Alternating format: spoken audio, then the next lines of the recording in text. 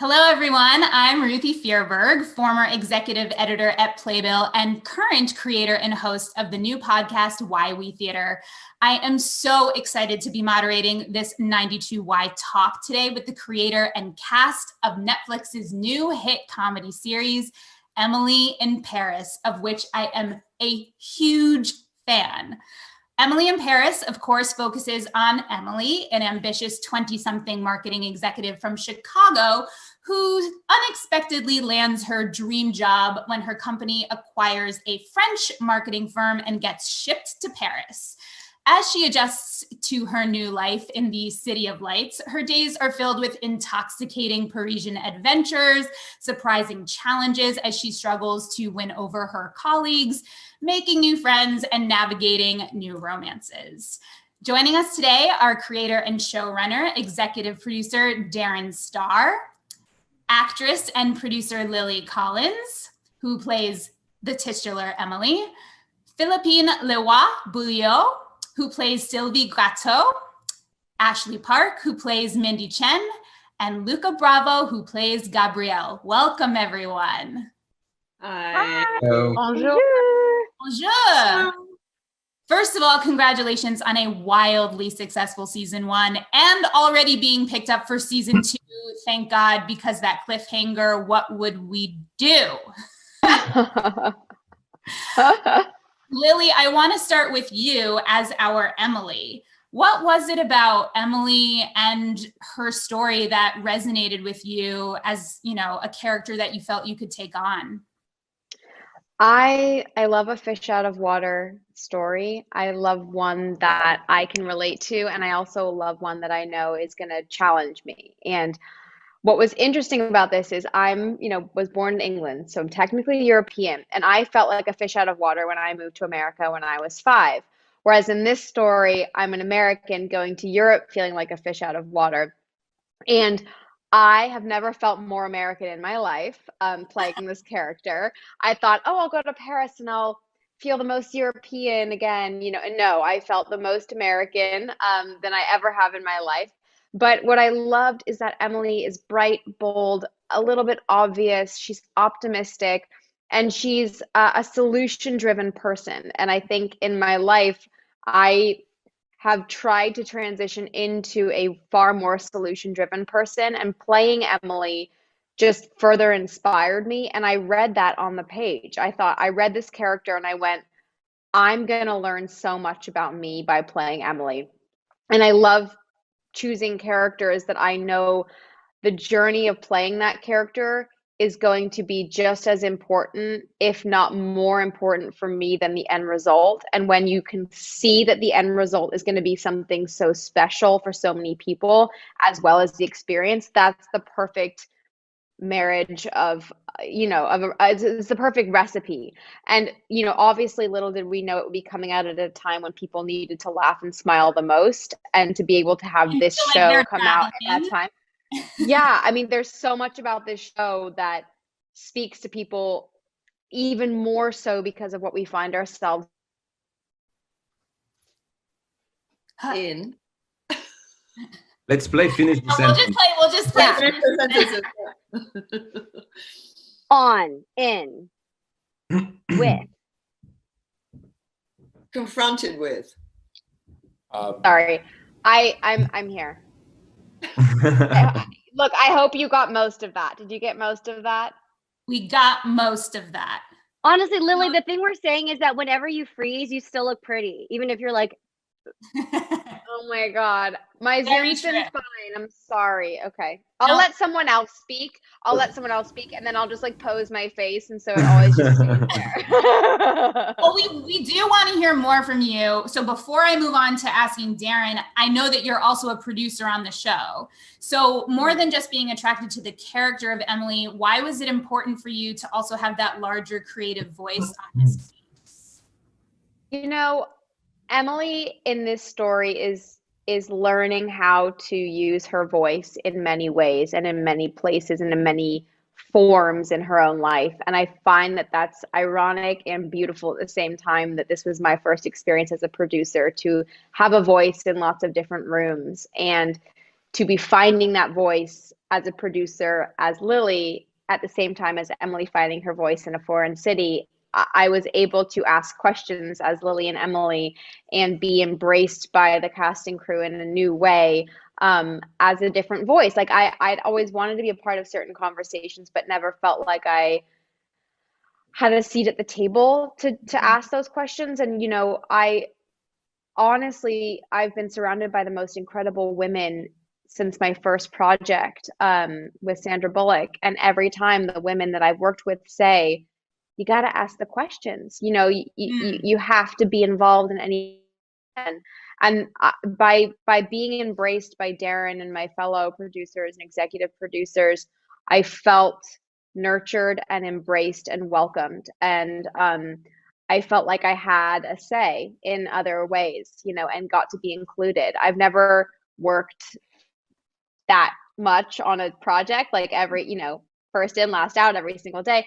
And to be included in like the scheduling conversations as much as the set deck, as much as the costumes, like they made me feel like that it mattered, you know, and then I in turn feel like I'm in the position now to be able to encourage other people, like even Ashley, you know, like ask the questions, like be a part of it, you know. And it's great because now I can also I'm down with the questions. do that. Oh, Ashley. And what? Don't Ashley to ask. She said, "Don't encourage her to ask questions." No. Yeah, right. No, Ashley asks the best question. Well, that's the theater gal in Ashley. The nice thing is about Lily as a producer, when Ashley asks questions, I say, ask Lily. Actually, I Lily, love you're that. Lily, and it's so fun to have like your best friend be like one of your bosses, because then she like sneakily shows you the trailer before when she gets it, and it's really fun. Yes, you get the extra inside look. Yeah. Well, Darren, as the leader of this ship, I mean, listening to Lily talk about how she never felt more American, I feel like that was true for me. My first real big trip abroad was I was excited to experience that culture. And for the first time, I felt the most American I had ever felt. Sure. And I know that you've spoken many times that you wanted to do this expat, you know, story, living in another country, that you've loved Paris since your backpacking trip when you were 19. But what is it about Paris specifically? Like, what grabbed you at that point in time?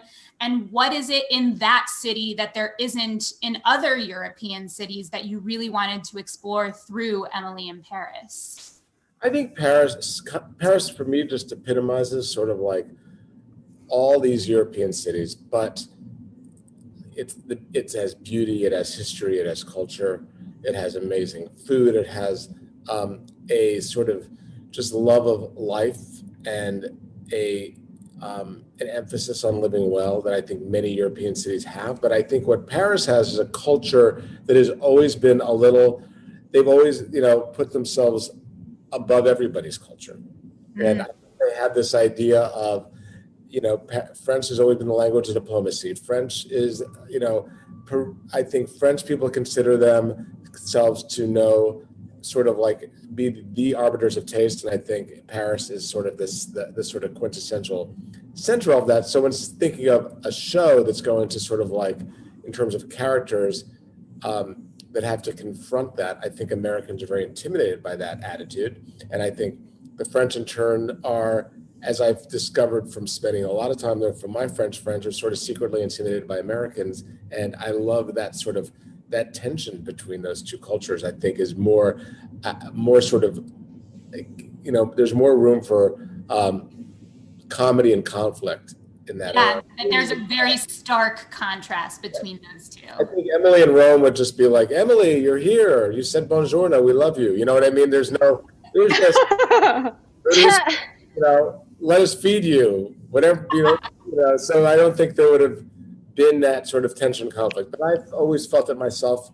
As much as I love Paris, I feel like I'll never be French. I'll never be a Parisian. It does make you feel more American than ever, more than any city I've been in. I do think, like, as much as an American can love it, they're never going to actually be Parisian. And I think, right. I think that in a way we maybe appreciate the city more than the Parisians themselves, because we kind of like we're always we're perpetual outsiders there. Right, that we can all just only dream. But you're still fluent in French. That's what. Also romanticize it. Yeah, absolutely. Luca, what were you saying? I was saying Darren is fluent in French. He doesn't want to admit it, but he has perfect French. You are now. This man, listen to him speak English. It's like his vocabulary. I mean, I am thoroughly impressed with how you managed to incorporate all of these different aspects of both, like the French stereotypes, the American stereotypes. When Emily starts speaking really loudly, as you can probably hear me in my own space, like it's just like an American gregarious thing. And you're able to poke fun at both cultures. You're able to incorporate both languages. I think it's really part of what makes the show special. Speaking of the contrast in culture, I feel like nowhere do we see it in starker opposites than in the workplace, which is, I think, part of the most exciting thing about the show is it's just not an American in Paris, like wandering around the city on vacation. It's really about working there. And specifically, Emily's boss, Sylvie, played by Philippine, who's here today. I mean, she's this high power executive. She's this bold woman, but she operates in luxury and sophistication and all of the things that Americanisms seem not to be. Tell me about creating that character and who Sylvie is to you. Well, as Darren said, it's quite easy for a French person to look down at Americans. The French are very arrogant, and the Americans too. So it was fun for me. I was raised in Italy, so it's funny when you said right. Emily, Rome wouldn't work. Yeah, no, it wouldn't. You're right. I was raised in Rome, and so I came here. I was 11, so I had like an outsider view of the French culture, even though my parents were French, but they lived in Rome. So it was, yeah, they're arrogant. And they're arrogant, and the Americans too. So it's interesting. It was very interesting for me to grab Sylvie as a character, because also it is part of a sort of shadow work. You know, when you talk about shadow work, what's your shadow as a person? So Sylvie is like the French shadow. She has this arrogance that is also embedded in this savoir-faire and luxury, beauty. And, they do know a lot. It is true that Paris is a city that kind of summarizes all the European cities because it's Latin, yet it's not. It's from the north, yet we have influence from the English, then we have the Germans, and it's very mixed. And so they do think very highly of themselves. Actually, the French were kind of upset about how Darren was showing the French culture, because they didn't have a sense of humor, because that's something they don't have, but the Italians do have. The Italians, they know how to laugh about themselves. The French don't. They just get really upset about it.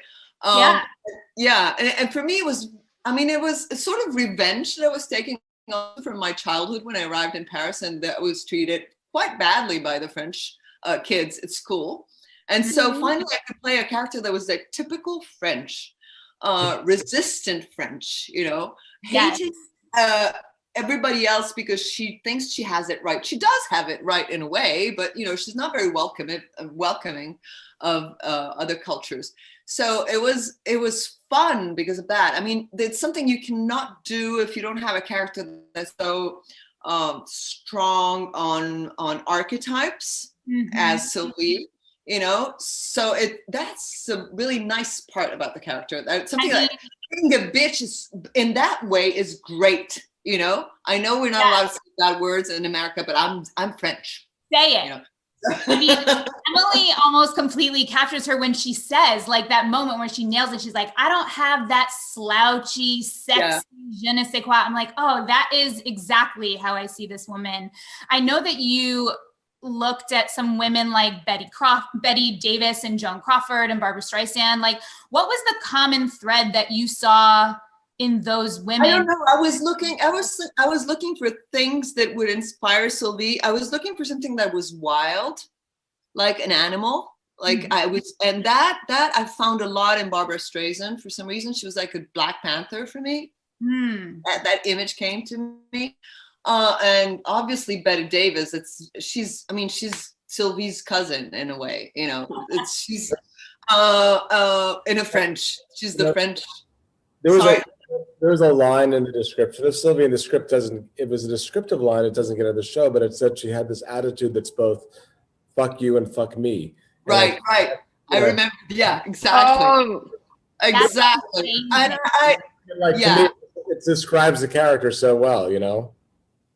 And you're right, you're right, Darren. There's so many French women that are like that. I mean, I've met so many, and I know them because my mother worked in fashion for years. So I've met these women that are both arrogant and very powerful, but yet very vulnerable and scared. Yeah. So that's super interesting. They're all scared of being old. They're all scared of losing power. They're all scared of, they're all scared of all these things. That's why I'm saying it's shadow work for an actor to work on Sylvie, because it's about that. It's about how much jealousy are you going to accept you have in your heart, actually. How much, but it's really interesting. I really loved it. I mean, it was a real, it was a real trip for me to be in Sylvie, because I feel like that, Darren, what you just said, the F you, F me is like, for Sylvie, she masters this thing that I don't think many American women can, of like being overtly sexy while being taken seriously. I feel like here it's often one or the other, unfortunately. She does not ever close off. Her sexuality is always front and center at the same time that her power is. I think I love that about her character. Right, yeah. Right. Absolutely. I mean, I love that Emily is also like actually great at her job. So you're seeing two women who just have very different philosophies, but who are both really good at what they do. And the contrast in the work culture is so fascinating to me as we navigate these things of like, what are professional boundaries? Like, what is it you don't work at a party in France, whereas in New York, I feel like we party in order to work. And this idea of like what Luke, the character of Luke said, like, you have the wrong balance, even though Emily is very happy working. Like, were any of you swayed one way or the other, finding yourself like identifying more with, I wish we were more the French way, or I wish we were more the American way? I open this to the room. Well, actually, I think sorry, go ahead. No. Can Philippine, you go first, because Lily. Then I'm going to wrap it up. But no, just I actually really admire. That's why, because maybe because I was multicultural as a kid, I really admire this courage and boldness and enthusiasm and problem solver, as you said, Lily. I love that in Americans. I really do, and. So it's very inspiring. I mean, I don't think we have to be more and more. We can mix, with all our little beautiful jewels that we all have, Yeah. Lily. I was just going to say, when Luke and Emily have that conversation about you work to live and you live to work and we work to live. I think that scene really resonated with me because I've always been super work driven, and I always will be. I love what I do. I genuinely am Emily in that sense. Like it makes me happy, and he's like, "What? You're crazy." I'm like, "No, it makes me happy." But that being said, I think the older I've gotten, and especially in the last like 8 months with quarantine and like reevaluating and prioritizing and just figuring out where to go from here, and also I think like getting engaged and like thinking about the future, I'm like, oh, I love what I do and I love working, but I also want to live, and I want to pick the projects that allow me to then have the time to live and not just like be hungry to be like, what's next, because I used to live for the future and now I'm trying to live in the present, But and I think say, that's, no, but I just think that's, I love that mentality of like when you're in Europe and you're out or you're at a party, you're not you're not clued in and turned on in a work sense. You're actually enjoying yourself. Whereas here, you still always have your eyes out for like, Yep. who can I Right. talk Well, to? You know. I will say, I mean, I That's think true. that me and You are, but in a very subtle way. You are, but you're not showing off. That you're not showing that Sure. you are. Right. see, The here's French the is thing that it's all layered in the French culture because Yeah. you are there for work, but you don't want to say it because it's not chic. Right. But actually, I didn't have True. a light bulb moment when I was talking. Yeah. Oh no, I was just saying that. I mean, I think that they're both very maybe more mature women than I am because if I'm not very good at thinking what for me, I think like work and living, like there's never really been a difference. And mainly we've talked a lot about this, you know, where it's Yeah. kind of like, I do think there is a stigma, especially in America, where I felt this, where if like your work life, if you don't have a personal life separate than your work life, then that's wrong and that's not balanced. And like for me, even I was actually I loved watching that scene with Lily and Luke, you know, or Emily and Luke, because it really made me think. Actually, I was like, you know what, I love work and my work life becomes my personal life, and I don't think that's a bad thing, and I don't think that's an imbalance in life at all. And so like I love seeing two strong women in the lead, like in this not even this battle, but this conversation, and this very like passionate conversation about what work means. And it doesn't have to be like living and working doesn't have to be separate. And I just think that especially now, like me and Lily have talked about, like in a pandemic where our home life is our work life now, like everyone's home office is that. I think that's why people really connected to it too, and we're like, what is working? What is like, when is an off hour? When do I get to have a glass of wine? Do I get to have it while I'm working? Not me. What? But, but, you know, and yeah. Yeah. Well, Emily also gets a break from all of the work stuff when she falls into these romances and these, you know, once she becomes single, which of course everyone dies to be single in Paris. We get to see her many suitors, one of whom is played by Luca. Of all the reasons that like Sylvie and Emily Savoy colleague don't like Emily, seem to be the reasons that Gabriel does. Like, why do you think that is? What does he connect to in Emily? I think Gabriel is a little boy. He's a little child. He's very connected to his inner child. He's lost when he meets Emily, and is just so curious about her. She's, you know, filled with life and drip and strong-willed, and he just wants to follow her and see what's next. It's just a feeling, I think. You know, the first time he opens the door, there's a connection in their eyes, and he just wants to see what's next. It's as simple as this. She's rescuing him from a place where he's completely lost. What is in your mind the backstory of how Gabriel got to that lost place? Like, what comes before Emily knocks on his door? I think he's just he's just in a relationship where there's no communication anymore. Camille is strong-willed as well, and I think she's emasculating him. So I feel like he's lost his will or power or passion for whatever he does. Even at the restaurant, I feel like he's not giving his best, and he's just waiting in this fake comfort zone, waiting for someone to rescue him. So before she comes, he's just completely lost, and he lost hope, and I think he's pretty miserable. But Camille still loves you. I know she does. I know, that's what makes it so difficult, is that really, she does, because she doesn't know what's going on. Right. Unless she does. Well, but it's also this idea that Emily is truly her friend, and that, you know, it's not just this guy who has a girlfriend. The girlfriend is the friend. So Lily, like, you're sent to battle this idea of romance versus friendship, and the female friendship is so at the center of this show. Like, talk to me about balancing that and being able to communicate that through the screen.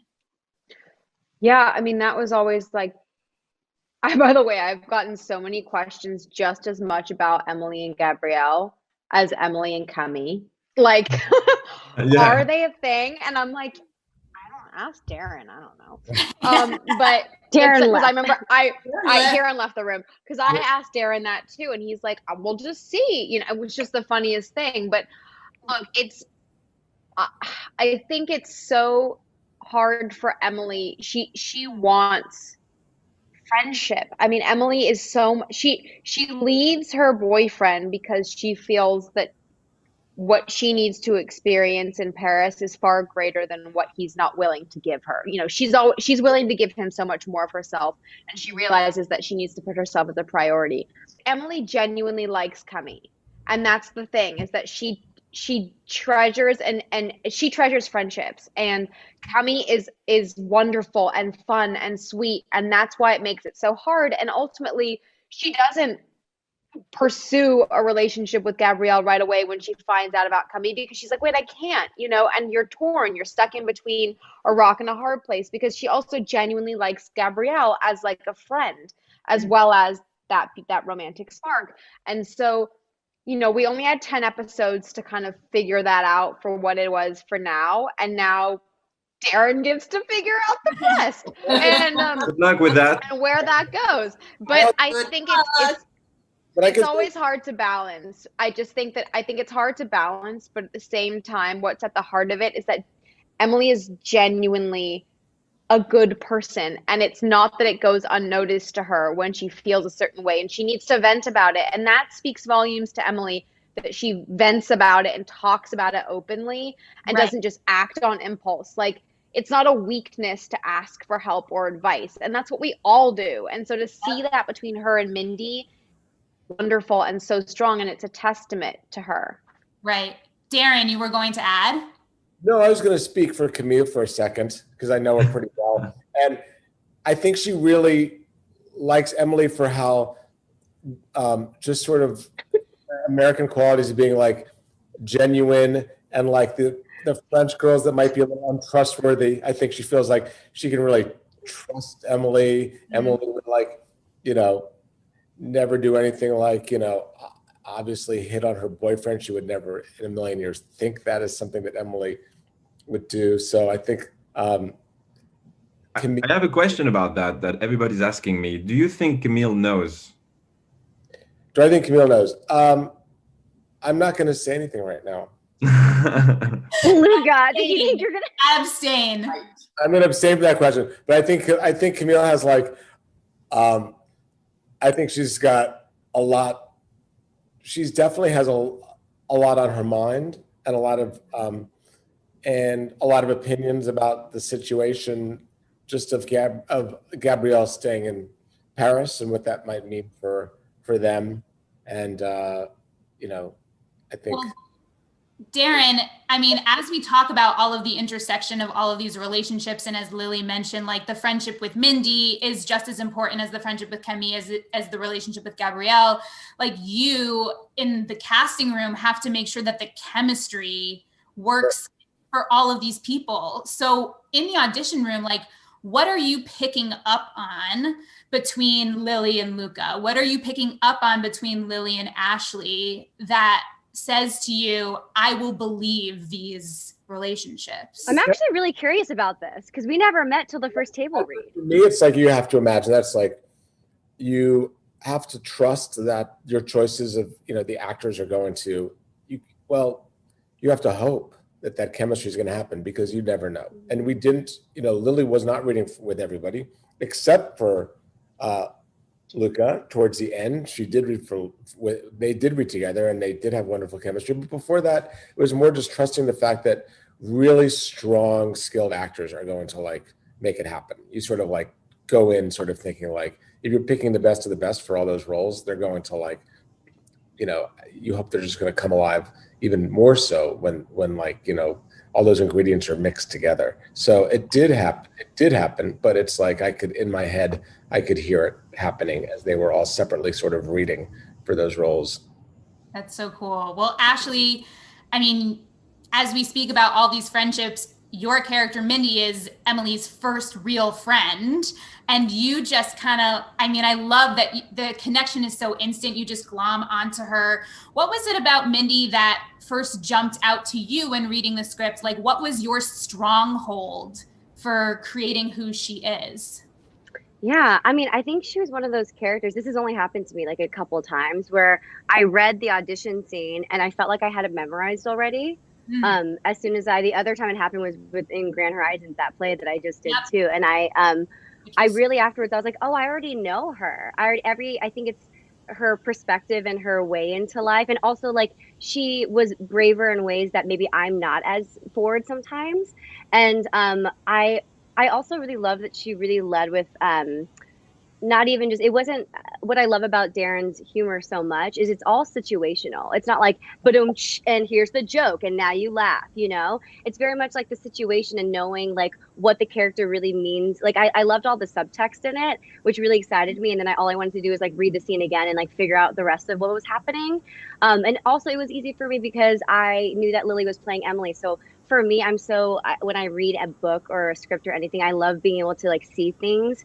And the script was painted so well, so we could really see these characters. And that's why it was so fun to meet like Philippine and Luke and be like, oh my gosh, you are like, this is amazing. But it was nice to be able to picture Lily in this and how I would talk to her in that way.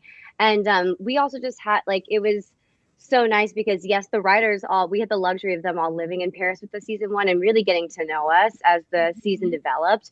But also they did give us such good guideposts. So the only, I loved being able to, once me and Lily would do the lines as written, like being able to ad lib and improv and stuff. And some of the lines that were kept were these ad lib lines. And people were like, how did you come up with that? And the only way you can ad lib well is if the characters you already know the shape and like the brain waves of what the character are. And we had such great guideposts with what was given to us on the page that it felt like once we were on set doing these scenes, we could just kind of run away with it. Yeah, that Mindy was just like in your marrow. Right. Well, and also what I love too is like it's kind of like she sees Emily on the bench and again like has no intention of like making a friend that day. And this has happened to me so many times where like I meet someone and immediately you can tell that she's lonely. And I just think that like the best kind of like empathy or friendship comes from being like, oh, this person's lonely and like I've been there and like I don't want them to experience that. And I like love that about her. And so that's something I really, That's so beautiful. Darren, I know I read somewhere that Mindy is actually based on your real best friend named Mindy. So what was most important for you to see in Ashley in order to cast essentially your best friend? So she's a very dear friend of mine in Paris. Her name is Mindy. And she was, when I came to Paris, came there a few years ago to sort of do a little research for the show. She really took me around the city and is just like this amazing life force. And Ashley knows her. She was like the set mom in a way. The auntie. Yes. I love it. They're like saying the things, being like, He really has this great joie de vivre. Really, really does. And, just is so much fun. So she was a real inspiration, and Ashley did get to know her. And I'd hear from her, it's like, I'm taking the whole cast out to dinner. You want to join us? I'm like, wait, how did that happen? It sounds, Ashley, like you created your own little theater company on set is really what it sounds like. Well, I think, and thank God I was with the cast that was so receptive, but I think it's just the only way I ever knew how to do anything, in the theater world, as you know, it's like, even if I've been in shows with people, I don't have a single scene with them, but when you're creating it, you're with them from 10 a.m. to 6 p.m. every day. And then when you're doing a show for like a year, even if you never see them on stage, you're sharing a common space in the building with them for like 3 hours a day. And so like the only, it's so foreign to me to think of like a film or a TV show where you don't like, one of the best nights in Paris was when Zoe threw a like soiree for us on the set, and I certainly was not called that day. But we all got to just. You were always there. You were there. That was your favorite cafe. Because I missed you them, used but to also, love and have drinks with the writers there. I remember you. I know, but it's also She's because a smart girl. for me too. But I will say too, this is now we know what season one looks like. For me, I'm so I learn by observation, and like, why would I not take advantage of the masterclass that is these people, right? And so it's kind of like, I also didn't know, I was so in my own bubble with Lily, and like I knew what those were, but I wanted to understand like the tone. Like we were all trying to figure out the tone of the show, you know? So like, why not go harass them on set and also figure out what the rest of the show looks like a little bit? And like, it really, I mean, I will say, like, I've been told by so many people who have been in the TV and film industry, they're like, this, what we're observing from like your cast and your company and like led by Darren, like this is not normal. Like you really do have this kind of like community family that is so prevalent in the Broadway industry. You guys were group faking the freeze on this Zoom. Darren didn't even notice he was so involved, but like that's the goofiness and the familial nature that we're getting here. Yeah, but see, I was in a special position because I was playing the bitch, and I had to be not with the kids. I couldn't have fun, you know. Right. So I was not in all their parties and dinners and get-togethers. I was kind of, and I had to keep a distance because I really did it. Don't next season though, Philippine, come get drunk with us. Don't do that next season. Maybe we miss you know what happens is that I had to keep like this. I couldn't love them too much, you know. I couldn't. We have a method. Yes. But we haven't even met. Isn't it crazy that me and Philippine don't even meet in the show? Like, you know? Together, darling. Yeah. We don't. Yeah. So, well, that's what I'm excited about for season 2. I think the molding of worlds. What's happening? Okay. No, I hope so. That's what I'm saying. I hope that we all get to blend more, you know, and like work together more. I miss all that energy like together. Ashley, sorry. Darren, you were saying? Ashley and Mindy have one quality in common, which is it's like they never are anywhere without a corkscrew. Guys, I swear to God, people from you are it's true. Gonna think I am like Luca's constantly like, she's at a wine tasting. You're like, oh my gosh, I'm sorry. I think my husband is watching. To you, darling. To you. It just means that you're the life of the party. And we get that with Mindy. Okay. But, I mean, what's so funny, like, just quickly to rewind, she's an au pair, you know, she's from China, living in Paris as an au pair, so living her own life, and has this backstory of being a singer who flamed out on Chinese pop star. Was that always part of Mindy's character, or is that something you add in when you get a Broadway Tony nominee like Ashley Park? That was all added in after Ashley, and it really was great to be able to flesh out the character after Ashley came in. And I actually feel like Mindy was like much more one-dimensional before Ashley was cast, and I think Ashley just made her, you know, added so many layers to her that she came to Paris, you know, in a way to fulfill a dream that she was running away, but she was also she had a dream, and I think that it gave Emily, you know, Emily, as much as Mindy was helping Emily navigate, Emily was able to sort of like push Mindy towards fulfilling her dream because of who Emily's like, go for it. She's a go for it kind of girl, and as outwardly, as big a personality and sort of like this love of life that Mindy has, she still is she's still frightened of something, and that there was something for Emily to sort of push that character towards her dream. Something was just something that I also just feel like it just deepened that relationship. Well, I love that you arrived in Paris. Obviously, you have the architecture and the scaffolding of the show, but that not every episode, not every script was done yet when you first started. That's why when the cast talks about how they all had such an amazing time, I was basically sitting there like, next, happening next, Yeah. How are we going to get this next script done before we start filming? So it was like, but I love that. I think that creative tension, that like that deadline and the pressure, that creative pressure kind of helps me create. And I mean, it's not always so much fun, but I think sometimes it's helpful. And to be in Paris and really not have any distractions other than the show, and to be focused and kind of be like in our own world and without family. And we were just this little troupe, and to just be so immersed in that, I think was really helpful in terms of even for us, if it was so challenging to discover the characters while they were written, and just to go around and enjoy Paris with the writers, and they were getting to know us and adapting the writing to our personalities, and it's really good to be part of the conversation that way. I was going to say, is there a plot line or a moment that developed while you were shooting? And can you tell us how that came to be? Maybe Luca, we'll start with you since you mentioned it. I think the Ashley singing was the biggest news. Is that the question? Yeah, or if there was even a developed. moment for your character that you felt like you were collaborating with the writers that came out of being more flexible.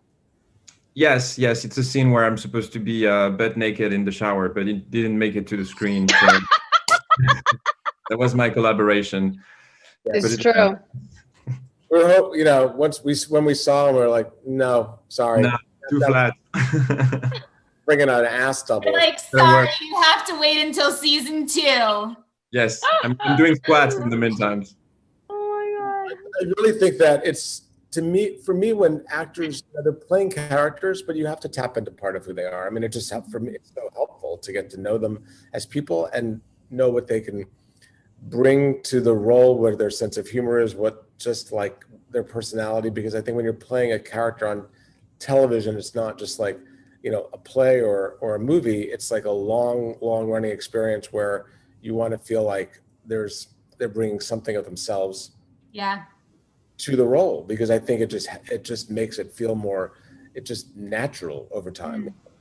Speaking of bringing something of yourself, I mean, Philippine and Luca, Philippine, I know you said you grew up in Italy, but you've been in France since you were an adolescent, and Luca, you're originally from France. Is there something that after filming this show that it was illuminated either about Paris or French culture, that seeing it through Emily's eyes or seeing it through your character's eyes felt new? I mean, I lived in LA, and I had friends visiting me when I went back to Paris, and every time they would come, just rediscovering the cities and the streets I walked by and everything through their vision and their eyes with this fresh perspective was always so invigorating, because you rediscover everything, because after a certain time you don't see things, there's nothing fresh about it. You just get used to it. You're in your habits, and you just walk down the street and you don't look at anything. And rediscovering Paris through Darren's vision was amazing, honestly, and all the places I got to discover that I've never seen. And when everybody left, because they had to leave at some point, living as French people alone and depressed, I was able to surf that wave of like everything's new, everything's fresh, and it was a pretty good gift after 15 years in the city to be able to enjoy it like it's the first time. Yeah, Philippine, what about for you? Oh, for me, it was great to be able to play a really mean French woman. I mean, you don't have the opportunity to be mean with no boundaries. I mean, you can, she basically, Darren gave me a script where I could really go for meanness, where not like I'm not a devil, but I'm very bad. I'm a bad tempered person. So Forget it. I'm a devil, but I'm kind of a little demon, and I like that. And the French really are like that. French women can be like that, and it was very liberating to be able to play that.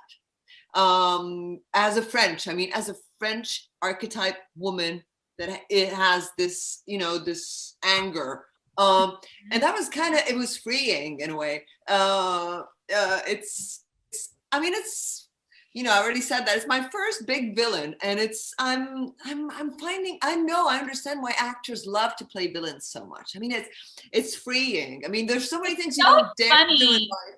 I see so much softer in Sylvie, though. Like, I see what you're talking about. Obviously, that's the character, but I also see vulnerability there, and I see the insecurity and like why she's, she built something. Darren did tell me something about when he saw me on tape at the beginning, or the callback. I don't remember, but he said, that I had something there was something nice about me. Is that what you said, Darren? That drew you to me as a character, because you thought, okay, there's probably this nice little edge that she has that's interesting for Sylvie. So she's not just the monolithical figure of. I also think you could see a little of the insecurity and the fear underneath. Right. That's it. That's it. But the real. But it has to do with the French. The French have that because they have this insecurity. It's basically very French, and this meanness that comes on top that covers it. Also, to me, that's what also makes her fun to watch and funny. Because if she was only mean, she wouldn't be fun. Exactly. But it's knowing that, seeing the insecurity in there, and there's some, it makes her meanness funny instead of just mean. Right, exactly. Yeah, and that's a lot of fun. So that's what really, that's the funniest thing. That was the most beautiful and pleasant thing for me. I also think Darren said that in the next season, Mindy's going to be the villain, and her and Emily are going to come down to Gabrielle's apartment and hold a knife to his throat and say, "Pick one, bro. Camille or Emily, go." That's one way to finish a series really quickly. Why don't I go out with him? I mean, we could do a little cougar moment. By the way, it would pick Samuel, I'm pretty sure. Yeah, there you go. I would be remiss if I didn't have a question about the incredible fashion in the show. Of course, Patricia Field, a longtime collaborator of yours, Darren, and also French costume designer Marilyn Fitoussi working together. I'm wondering, the costumes are more than just aspirational for us as audience members. It's a storytelling device. And so I'm wondering if I can just pop around the room really quickly, one sentence about what is the story of your character that you feel your wardrobe tells. And Lily, we'll start with you. She's bright, bold, and a little bit obvious, her personality and her clothes, and she's not afraid to take risks. And I love that. She brings a smile to anyone she walks in the room to, and that's what her costumes do, as well as her personality. So I felt like the mirroring of that was really helpful for me and just fun to play. Ashley, what about you? And the question is what we think are the story of the wardrobe of your character. Oh, gotcha. Well, what was really fun also is, and it was so fun seeing, we got to see Patricia and Marilyn a little bit today, and was really that they were so eager to find the language of each character with us. And so we really found that as we kept going. I think for Mindy, just as she is in real life, the first 3 lines she has in the show, she's talking in Chinese, then French, then English. And I think that she just marches to the beat of her own drum. And she's very much like me in that she likes to be unpredictable. She doesn't like to be put in a box. So it's very much like you think she just wears suits with cleavage. And then she's like, no, I'm in a little red frock, she likes to challenge her own self and the boundaries also of fashion with it. And that's why I feel like her language is. Perfect. Philippine. For me, she epitomizes the French woman in the sense that she's not, as Emily says, effortlessly chic, but not only that, she's more than that. She's she throws on anything as if it was nothing. She throws on a very beautiful jacket as if it was she doesn't wear it as, this is a beautiful skirt or dress that I'm wearing. She wears it nothing. She threw it that's on. a blasé thing that is very chic in France. That's how we. And those slits. So much leg, Philippine. Well, they both have beautiful legs. I don't know why everybody's talking about mine. I mean, these 2 girls have incredible legs. Accept the compliment. Luca, what about you? Because we actually, despite the fact that he wears a chef jacket much of the show, we also do get fun fashion moments with the leather and those fun things for Gabrielle. Luca's legs. Oh my gosh. I think Gabriel is working class and he's just working in his restaurant. He needs to be functional, but at the same time, it needs to create an ensemble with everybody because everybody's so colorful and alive. So we add a little color to his wardrobe, but he's not very hedgy. I remember having a conversation at the end of the show with Darren and Andy, our director, and they were like, we might go edgier soon. And this is when the leather jacket came in. I think that Gabrielle's cool. That's the thing. He's cool and he's simple in terms of his wardrobe. But he does make those choices, like a leather jacket or just something simple that somehow is cool at the same time. So Darren, on the note of these gorgeous colors and the fashion, I mean, there's a reason your shows have a reputation for that. I love that it's magical realism as opposed to realism, that it is a bit heightened. But what for you as a storyteller do you like about that heightened feeling? I think it sends a message to the audience that, one, we're going to have a lot of fun here. We're going to we're going to be just a little bigger than life, but I think the characters still stay grounded. I think it's a lesson I've learned, for a long time working in TV, that people are entertained by the clothes. They're watching the wardrobe. They want to see what the actors are wearing. They want to live vicariously through those characters and through their clothes, and they don't mind if it gets heightened because it's just it's part of the entertainment. It's part of the thrill. So I work with a genius like Patricia Field, who finds Marilyn, who is just amazing, and I know that they're on the same wavelength, and it's just that like extra layer of entertainment, which I kind of feel like is a little bit like old Hollywood in a sense, and it's fun. And I think that things have gotten so naturalistic in some ways in film and TV that sometimes we get like afraid of that, and I think it's fun. I just think it's fun to bring it back, and so to me, this show is like old-fashioned in that sense of delivering. I love that. Yeah, me too. Yeah. I love the old Hollywood. Yeah. So glamorous. So glamorous. Yeah. For our cast members here, is there a moment that you can think of, because it sounds like the filming of this was such an incredible experience, not just the final product that we see.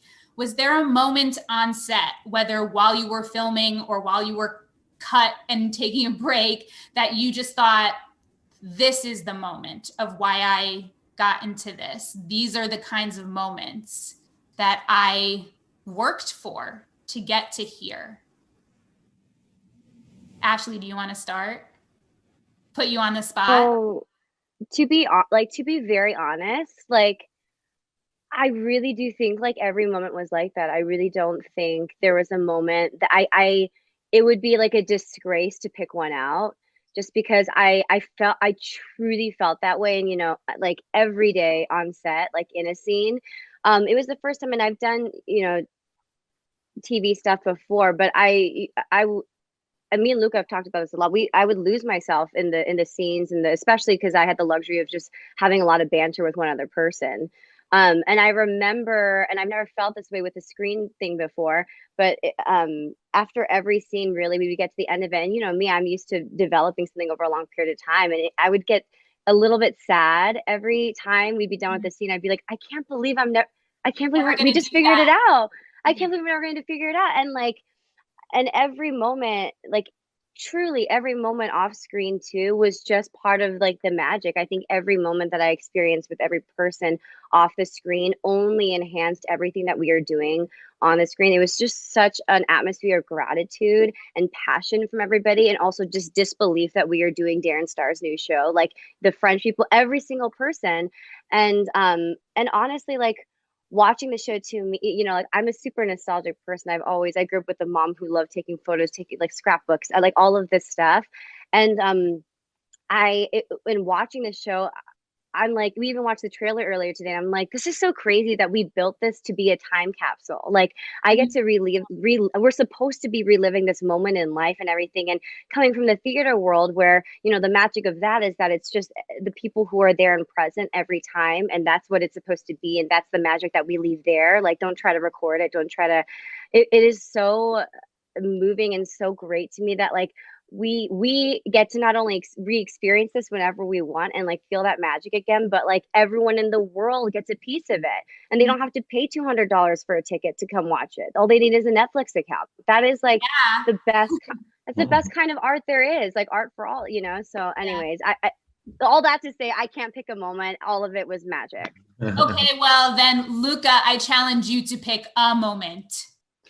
I think I agree with Ashley, but if I were to pick a moment, I think the locations we had, which is pretty hard to get in Paris, were amazing. When we went to the Plaza, the Grand Refour, or even Atelier des Arts Forains, and also I think, oh, talking about it, I know which moment was my favorite. I think it's the scene we shot in the Atelier des Lumières with the Van Gogh projection on the walls. It was pretty magical, and just, it's just one of those days when you just wake up and you don't snooze and you go, straight to work, smiling, and everything is just magical. You're very anchored and present, and you just take tiny little pictures of everything that's going on, because you're like, this is exactly for that kind of moments that I've been working so hard, and this is why I chose this path. And it's a day of justification, and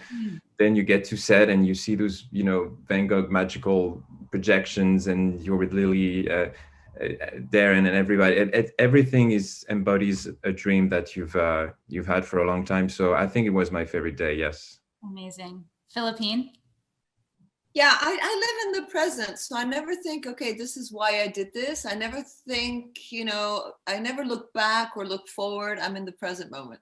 So I'm a bit like Ashley. I could not pick one. Well, I think we can all learn a lesson from you, though, that not only does that create great acting, it creates a great memory. Well, thank you. Well, you know what the fact is that I really don't know what I'm going to do when I wake up in the morning and I have, the whole day of shooting, and I don't know what's going to happen in the scenes. Never. I never know. I've never planned ahead whatever is going to happen. I just know more or less what's happening in the scene, as my lines, obviously. But I always dive in there without knowing. So that makes every moment kind of special, because it's always like I'm literally diving in a pool with very little water, because I don't know if I'm gonna, no, the thing is that maybe being a boss in that beautiful office was great, because I felt powerful. Yeah. So that power moment was great, but everything, everything was great. We had, as everybody said, we had beautiful moments all the time. So, and also hard moments, hard work, because we did, long days, long hours, but it was always, so rewarding. And so, well, it's I will say also that too. For me, the most exciting moment watching Philippine was the first moment where she meets Emily, and to see what it was going to be like, because it was so important, and to see her attitude happen, and to see Philippine walk for the first time down the hallway. So great. Darren, my last question is for you, and then we will truly wrap. You've created these shows that, to me, sort of define a cultural moment for women in the real world. That Sex and the City really came at a time when we were reclaiming sexuality, reclaiming outward desire. Younger came in a moment where there was really more discussion of outward ageism in the workplace. So knowing that, what is and what do you hope as Emily in Paris continues in the future? Like, do you have an idea of what you want people to take away from it in terms of where women are in this cultural moment? I have to say, I don't go into any of those shows imagining that they're trying to capture a cultural moment. You hope you're on the moment in a way, or you're telling a story that just resonates with people.